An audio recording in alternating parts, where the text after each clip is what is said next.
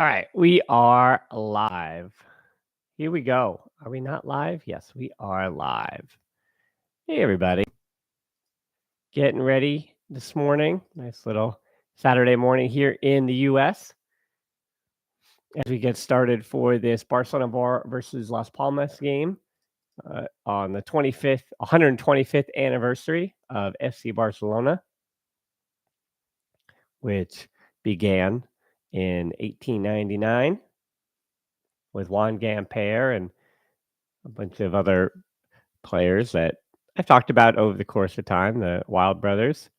All right, you want to get right into the starting lineup? It looks like people are going to be coming in and are going to want to talk about Las Palmas right away more than they want to talk about the 125th. I think we'll have plenty of time to talk about the 125th over the course of the game and all that stuff. So, yeah, let's dive right into the starting lineup.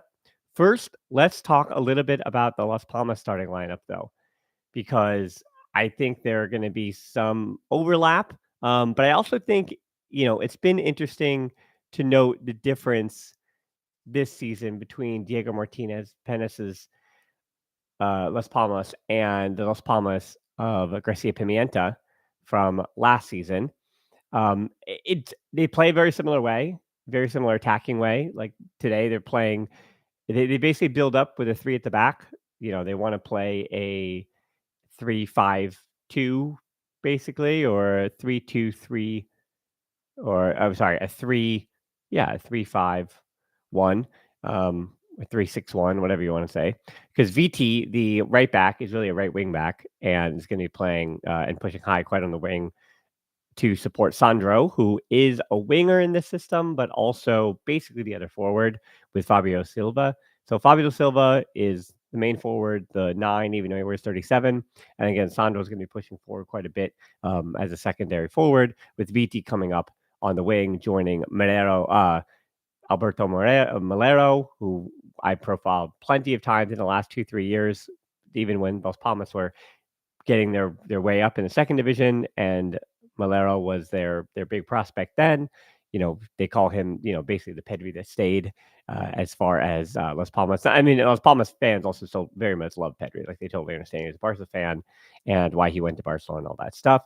And then Kiki Rodriguez, he is another attacking midfielder that, or Kylian Rodriguez. No, it's not Kiki Rodriguez. Kylian Rodriguez, another attacking midfielder, and Javier Munoz probably playing in their like double pivot. But again, he's also very attacking minded. So they like to push a lot of players up, which leaves them a little exposed at the back. With Jose Campagna, a long-term Levante midfielder, defensive midfielder. I think people who've been watching me and watching the Liga for a while know that Campagna is generally has always been a Levante player in the first division, as they were there for a while. And now since they've gone down, he found a new home in the first division. And then along the back line, they have Scott McKenna, who is the large and in charge Scottish center back. And then Suarez is kind of run of the mill Liga center back, can also play outside back, but yeah, basically just a run of the mill center back. And then you have Mika Marmol. And Mika Marmol, for those who've been around a while, know that he's a former Barcelona player. He played at Barca B even, and he's made a home as a starting player for Las Palmas now for the last 2 seasons, which is always great to see when you see a La Masia talent make that move over to another club and start getting starts. And that's always cool to see. So happy for Mika Marmol. Very good ball playing center back.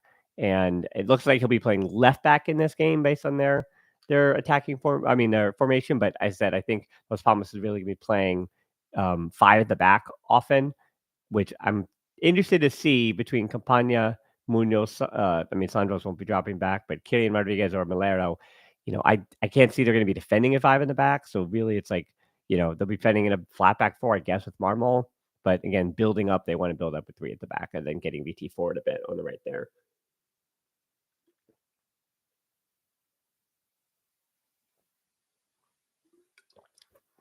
All right, but let's talk a little bit about the Barcelona attack today. Because just talking about Las Palmas a little bit, they're just barely out of the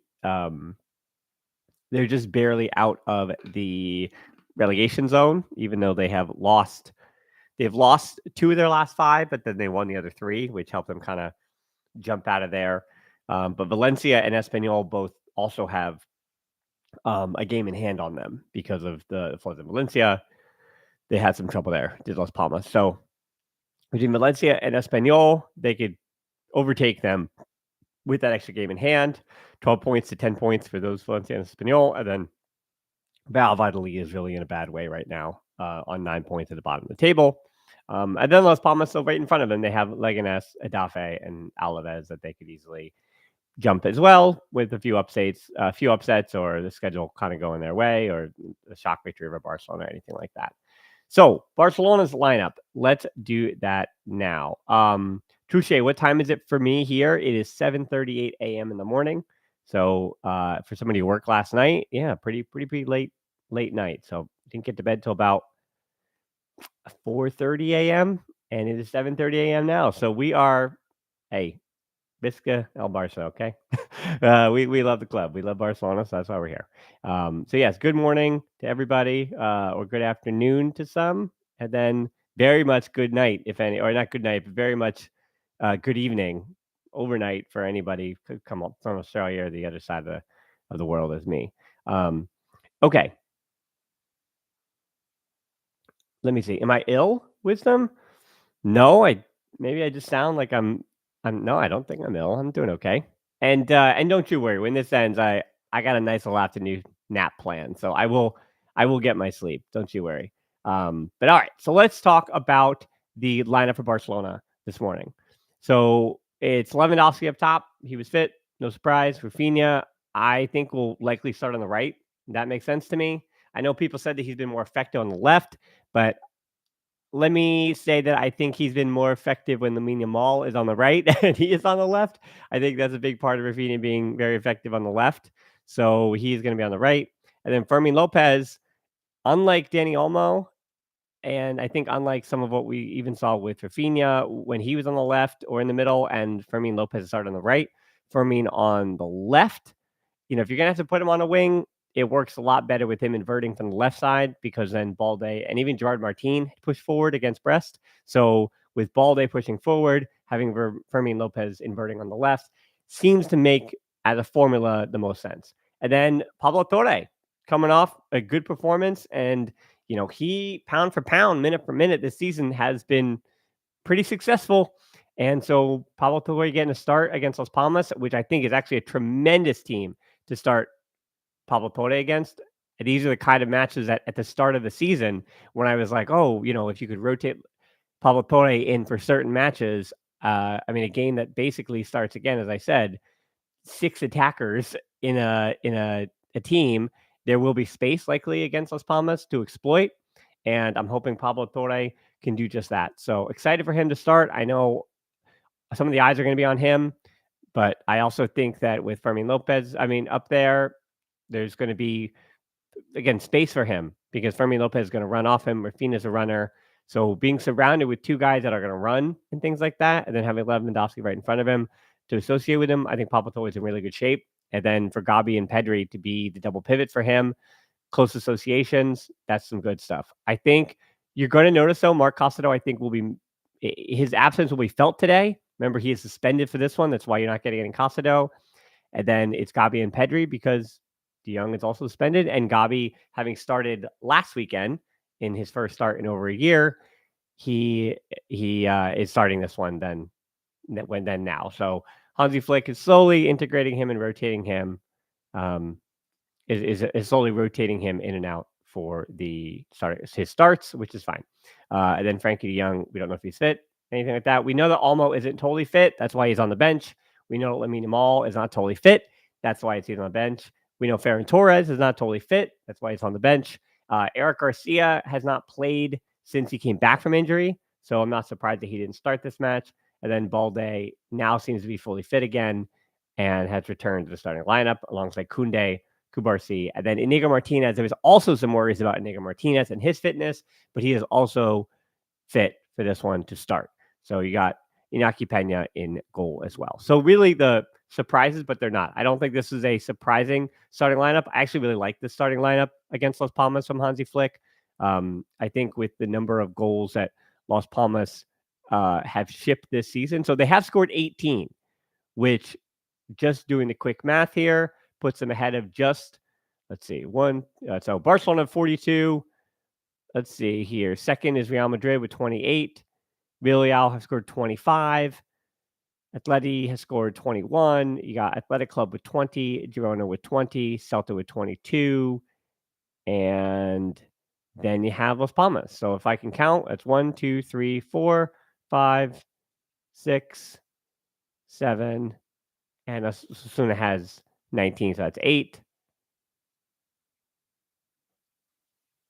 and then 9. So Las Palmas, they're in 17th place, but they have scored the 9th most goals in the Liga this season. As far as goals against, though, yeah, I mean, there's your problem. They've shipped 25, which is third worst, next to just 26 by Espanyol in one less game, and 27 from Real Valladolid, which puts them bottom of the table. So they do ship goals, and that's kind of the problem. But they do score at a pretty good rate as well. So you can, it's at the Montjuic. So I think there's a chance that Barcelona would be fighting for a clean sheet with this one. So let's get a quote from Hansi Flick on Lamine Yamal, struggling without Lamine Yamal. He was asked about this. He said, "No, we played a great game against Brest. We won it, and it was an impressive game from the team. So I'm not worried. He trains us for a few days. I think he'll be ready, and we'll see how he is." Again, the 125-year anniversary also going on in the pregame and all that stuff. Malero and Pedri, friends, talking it up, as well as the goalkeeper for Las Palmas today. It is Jasper Cillessen, so former Barcelona backup, and that is so he's in net for Las Palmas. Okay, so let's see. Let's talk to Chad a little bit. Good day to you, Akeem. Zero height in the midfield. Yeah, I mean, Casado's not really too tall either. I think Gavi and Costa are pretty much the same height. Casado's head might be a little bit bigger, and but and I think because of Gavi's more attack-minded stuff, we don't think about him as a ball winner. But I mean, he plays bigger than his size. And then again, Koundé also plays bigger than his size, and height has not been an issue.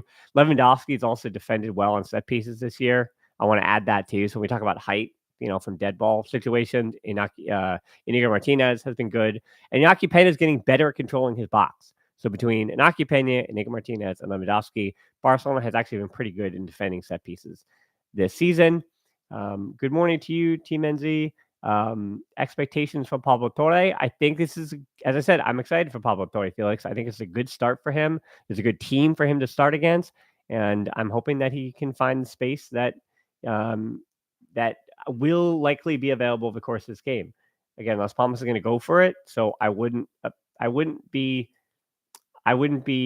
too concerned that they're going to be running from Barca. I think they're going to go for it against Barca too. That's how they've worked this season, and that's how they've gotten their goals. Again, they're 9th in the Liga in goals, but bottom from the third from the bottom. There we go.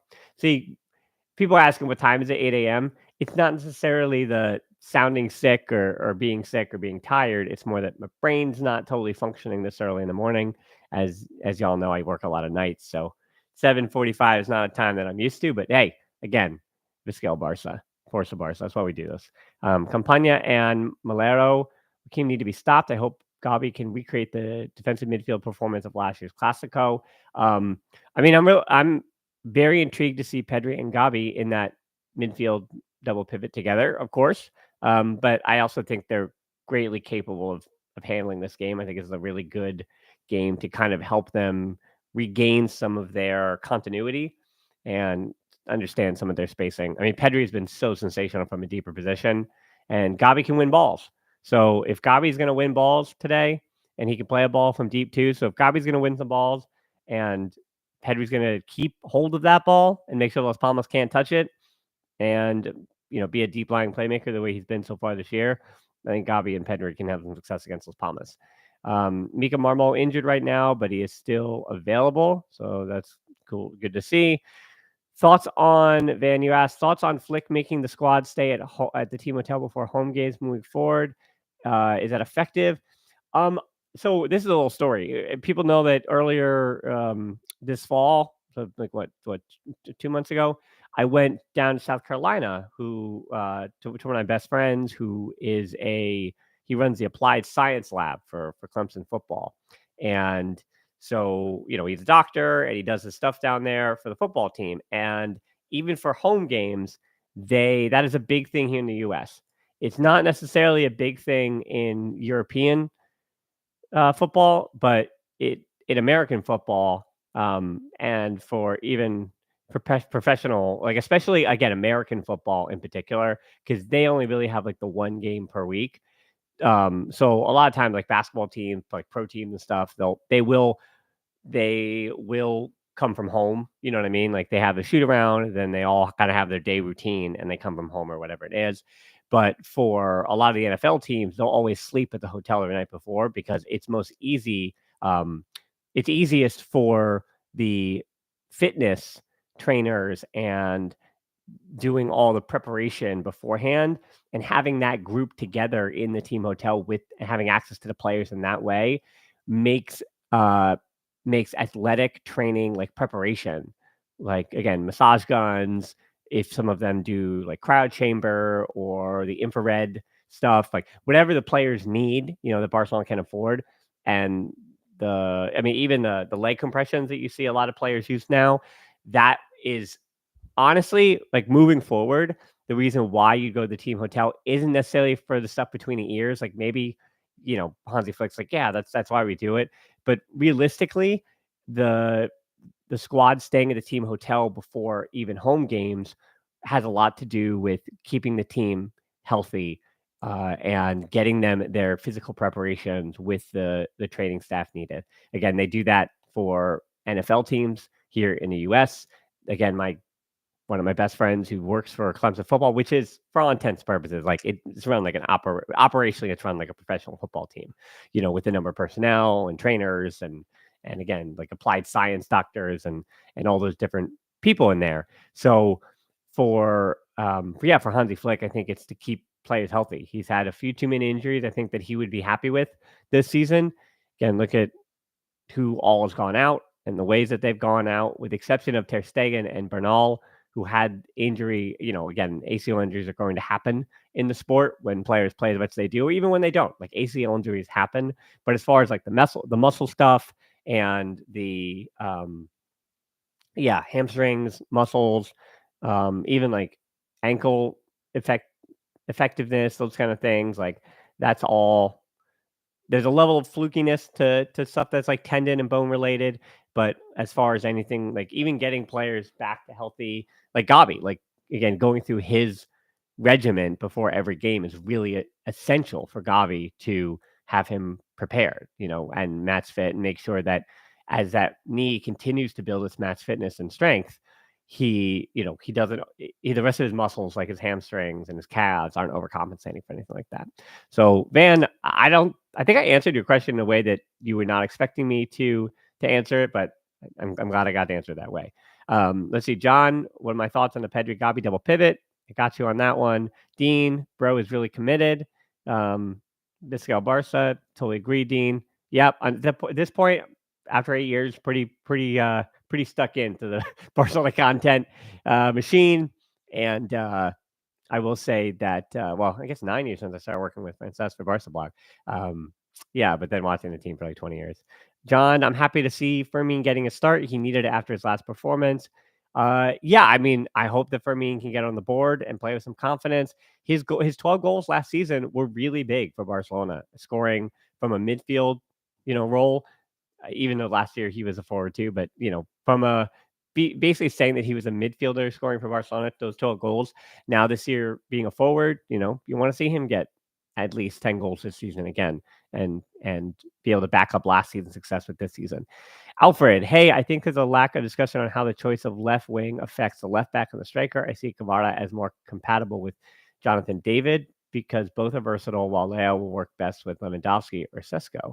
Alfred, that's an interesting conversation. I think that isn't really for the pregame, but something that I'll definitely talk more about when given the opportunity for sure. I want to pull up the game. The feed is available now. So let me see here. Okay. Let's see what else we got here. John, I'm surprised we're not rotating in the back. We have tough games coming up. I think that being Hansi Flick likes the fitness of the squad right now in terms of at the back line. And again, Inigo Martinez has been, irreplaceable. But I think the coming up of those tough games also correlates with the return of Araujo. Araujo is now about 2 weeks out from returning, which I think is a good thing for Barcelona's depth at the back for sure. And then Eric Garcia has also returned. But even though we're talking about rotating a bit at the back line, Gerard Martin just rotated Balde out in the last match, even though Balde also wasn't fit for that one. So, yeah, I mean, Koundé also got to rotate out last week. So Hector Fort came in, and that was good to see as well. So, yeah, I mean, I don't think that the back line necessarily, you don't want to change what they do either. So let's see. Other discussions here. Joaquim. Agreed. I think Cosano and Gavi are similar in terms of the aggression and passing, though I also could see Gavi further up at the 10, like for Spain before injury. Not in this setup, Joaquim. I mean, with this setup, Pablo Toy is an attacking midfielder. And then Pedri, I think if you draw the heat map, I would expect in this game, Pedri's going to be a little bit higher than Gavi. The only way Pedri is deeper than Gavi is if Barcelona have like 70% of possession against Las Palmas, which I don't think is going to happen because Las Palmas, as much as the results have not gone their way, they have generally been sitting at 50% or more of possession this season in the Liga. So I would expect them to try to, be on the ball and have quite a bit of the ball. Let's see. Van says, do you see more parallels than Knicks or 76ers to Madrid this season? That's a good question. I think it's a bit of apples to oranges there, just because there is no correlation between Kylian Mbappe and like an NBA team. Like Kylian Mbappe is part of a team, but he is such an individual in a way that like basketball teams are kind of like, you start with the individuals and there's only 5 guys. And I think that does change. I make a lot of the comparisons when I can, but I don't really see the parallels. I think I know what you're saying about like underachieving, but Real Madrid also, that's in the Champions League, they're underachieving, but in La Liga, they're hot on Barcelona's heels. They're doing just fine in La Liga. And at some point, because of the timeline of the season, like Kylian Mbappe has time to figure it out, has time to get in form, has time to build himself up over the course of the season. And I've said, I mean, listen, Real Madrid, though, have put themselves in some trouble, if you want to call it that, in the Champions League, but they also play for the spring. They play for trophy time. That's what Real Madrid does. And they're playing well enough in the league and picking up enough points in the league so that they can make that push in the spring against Barcelona. Whereas, sorry, I'm completely distracted by Cat, the new mascot for Barcelona, which, you know what? I love it. I love it. I love it. I think the Spanish mascots, it's, the fact that Barcelona, to me, the appearance of Cat might have been the biggest thing out of that 125th anniversary yesterday. So, or maybe it was Pep singing. There was some good stuff from that. But yeah, like Cat now joining this. Yeah, that's good. I mean, I might have to then use him to have a bigger conversation or some kind of YouTube ranking of the best mascots. Yeah, I know Gabi doesn't like Cat very much. Gabi doesn't want to turn it off, which is. But I also think that's fun. Like this is an NBA thing. Robin Lopez, the twin brother of Brooke Lopez, longtime Milwaukee Buck. Brooke Lopez, former net. There's a running joke that Robin Lopez, when he was playing for the Bulls, would go and have these beefs with all these different mascots.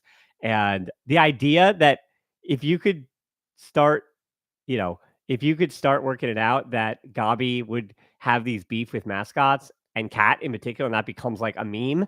And then you can have Gabi and you do videos of him like not liking Cat and fighting with Cat. Like this is gold. Like having him already uncomfortable, potentially, like, really uncomfortable around Cat or whatever it is, like, this is gold. If you just, like, create a web series about, like, Gabi and Cat not being the best of friends, like, that's awesome. Do I think it's Sarah under the cat costume? I do not. I do not. I think I think Sarah, I think Sarah's smile is too infectious outside of the cat costume to kind of waste her front-facing smile underneath the cat costume. And I'm not saying that there's somebody whose face should be covered up under the cat costume, but a lot of times, those people in the mascot suits are like legitimately, they come from some kind of like cheerleading background a lot of the times, like, so yeah.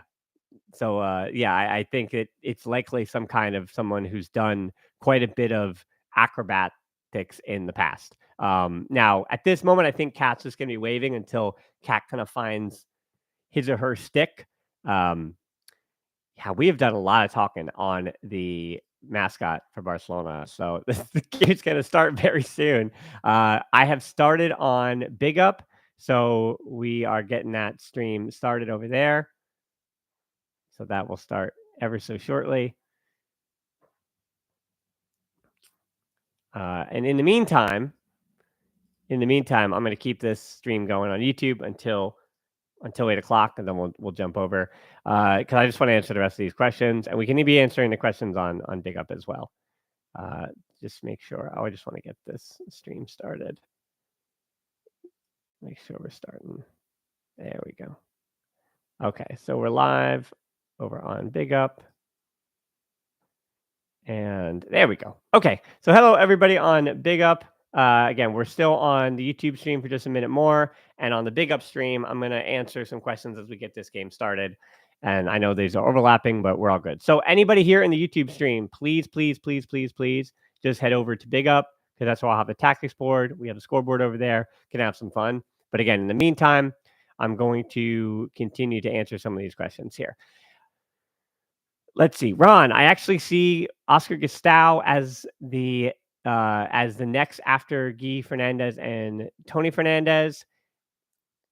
As far as big prospects, I think that is totally fair. He is very close to one of those the can't miss prospects. If I'm being honest with you, at the moment, I think it's Lamine Yamal, Pau Gasol, Hector Fort, Mark Bernal.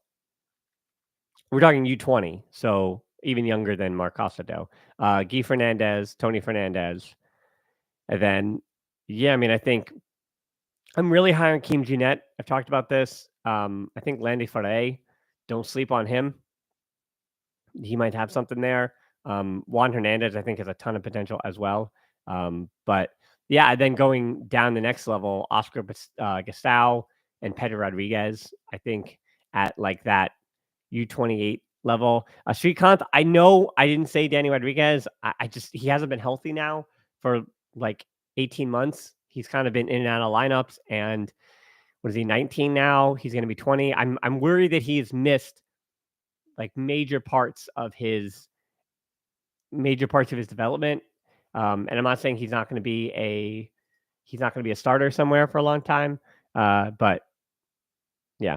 I hope that costume has good ventilation. It does. So where the mouth is, there's a ton of ventilation, and the way they have it colored with the navy and the red, basically over the where the person's eyes are going to be, that it's probably hot, but I think there's definitely ventilation. Let's see. Why out? You asked, what are your thoughts on whether Ferran Torres and Ansu Fati can still start for Barca? Well, no, I don't think they're gonna they aren't gonna be able to unsettle. They aren't gonna be able to. They can rotate in, but they're not gonna unsettle Rafinha and Lamine Yamal. Like Lamine Yamal and Rafinha on the wings are so far out ahead of where Ansu Fati and Ferran Torres are at the moment. That they're not regular starters. And then Schaffner, I think the debut of Cat is going to probably be one of the maybe it might even one of the headlines. This is This is too much. Or I might just do 125th anniversary, and we'll talk about the shorts. So the white shorts, which the women already wore.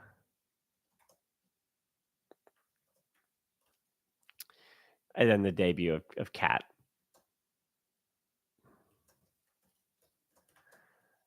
Cat's gonna sell some merchandise. I'll tell you that.